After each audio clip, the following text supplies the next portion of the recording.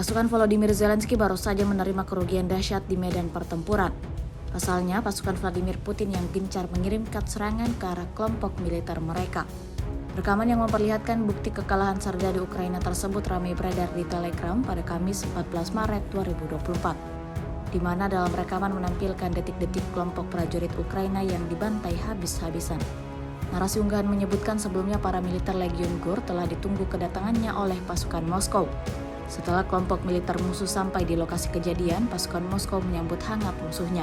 Infanteri Ukraina yang mencoba menerobos perbatasan di Nekotivka, tepatnya di wilayah Belgorod, seketika luluh lantak. Tampak salah satu tank Ukraina meledak dan dihabisi oleh pejuang Rusia dari sebuah drone.